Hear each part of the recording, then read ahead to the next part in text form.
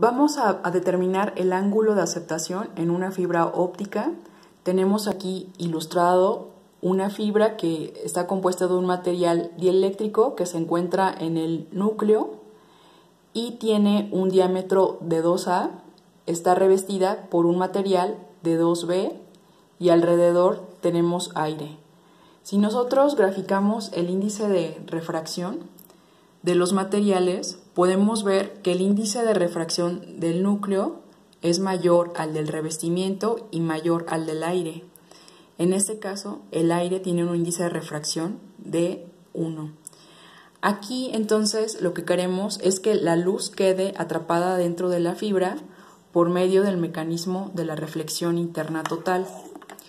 Graficando esta fibra, vemos aquí su eje, tenemos aquí el núcleo y tenemos aquí el revestimiento. Tenemos que hacer incidir un rayo a un ángulo θA de aceptación que desconocemos y queremos que este ángulo nos permita entonces que se lleve a cabo la reflexión total dentro de la fibra. Observamos aquí los ángulos críticos, el índice de refracción Na del núcleo y aquí del revestimiento. Aquí tenemos entonces el aire. Dentro de la fibra entonces el ángulo crítico θC, que se calcula mediante la siguiente fórmula, entonces es igual al seno de θC igual al índice del revestimiento entre el núcleo.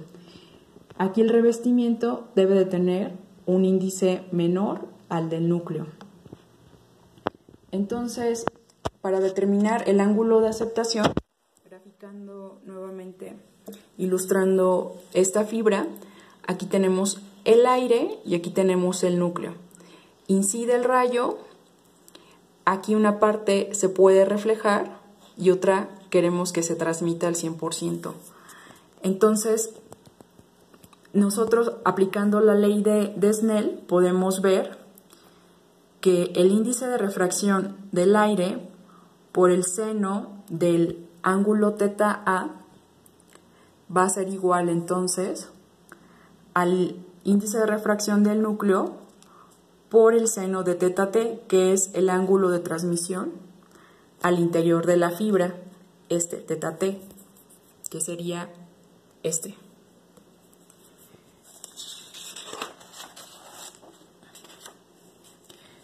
Aquí lo podemos ilustrar. Entonces, queremos que todo el ángulo, que el ángulo θA me permita que se transmita al 100% este rayo, formando un ángulo θT con el eje. Este es el núcleo y aquí tenemos el revestimiento.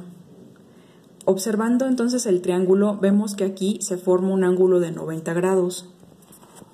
Por lo tanto, la suma de todos esos ángulos internos me debe de dar 180, y si despejamos el ángulo θT, entonces va a ser igual a 90 grados menos el ángulo crítico, θC.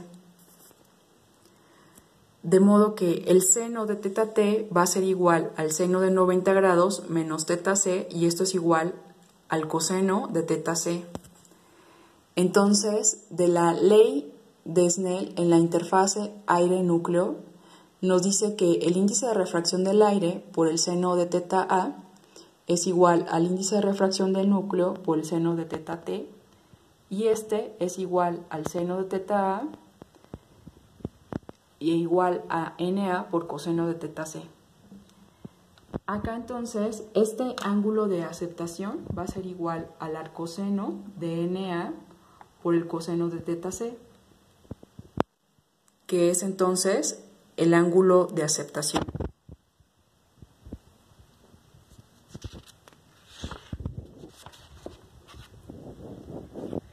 Sabemos que el seno de θC es igual al índice de refracción del revestimiento entre el índice de refracción del núcleo. Pero ¿a cuánto equivale el coseno de θC? Por definición de seno, sabemos que el seno de θ es igual al cateto opuesto entre la hipotenusa. aquí observamos el triángulo con la hipotenusa NA y con el cateto NB.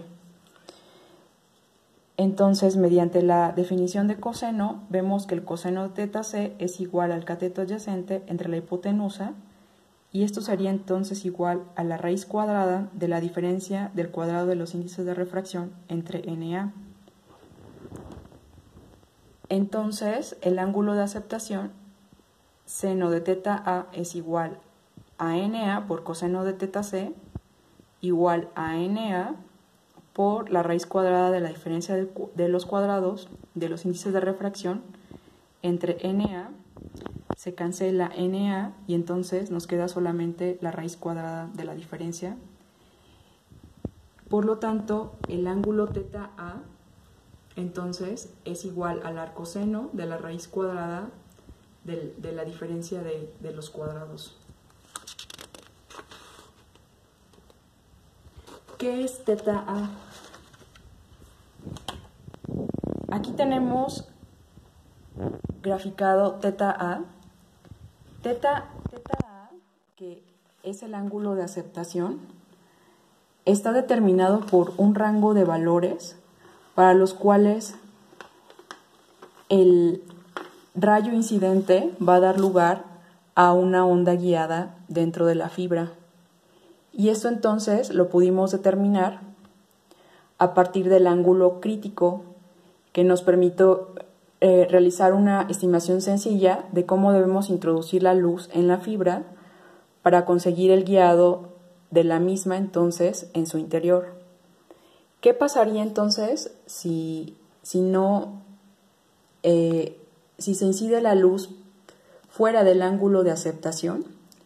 Entonces aquí se observa que el rayo se escapa de la fibra óptica, ya que la luz no se propaga dentro con la reflexión interna total.